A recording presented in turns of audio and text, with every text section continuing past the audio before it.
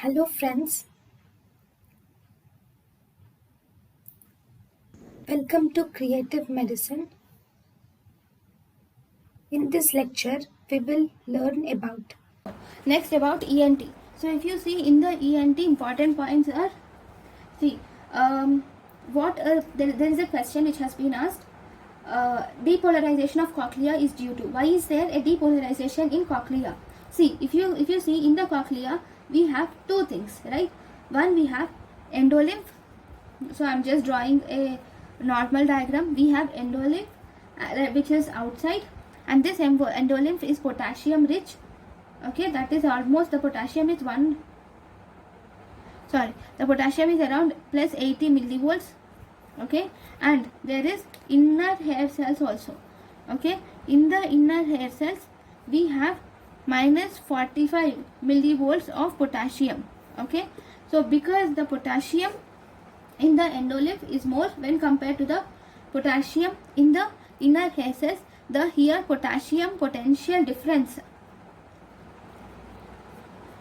is approximately 125 millivolts. Okay, so when the ion channels here open, the potassium from the endolymph, this goes into the inner hair cells. When this ion channels open, the potassium goes from endolymph to the inner hair cells, and thus results in potassium influx occurs. This potassium influx causes depolarization. So this is the mechanism by which the sound energy which is present in the endolymph gets converted to electrical impulses. Okay, so this is very important. So this causes depolarization of cochlea. So depolarization of cochlea is mainly due to the potassium influx which occurs into the inner hair cells.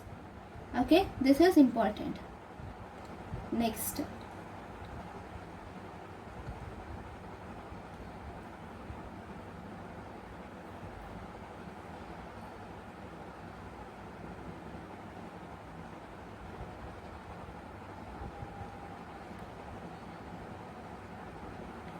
so there is two important notches which occur. So we have Carhart notch which occurs in otosclerosis. Okay, this Carhart notch in otosclerosis occurs at 2000 Hertz, whereas in noise induced hearing loss, the notch which occurs in noise induced hearing loss occurs at 4000 Hertz. Okay, so this is important.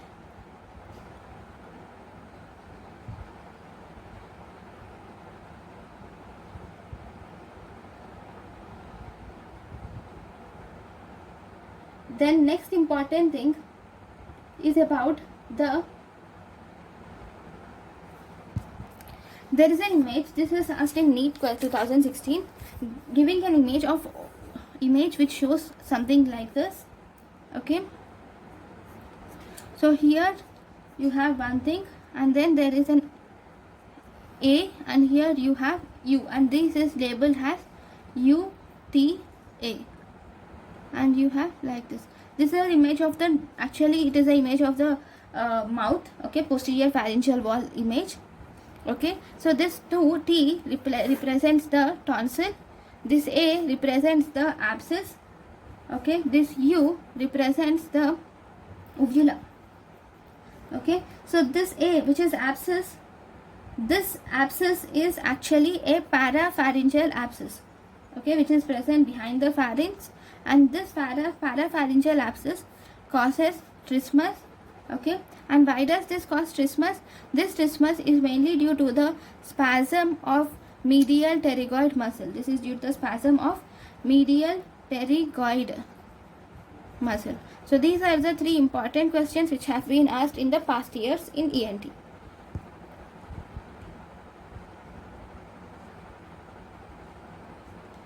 And one more important thing, what are intraocular muscles?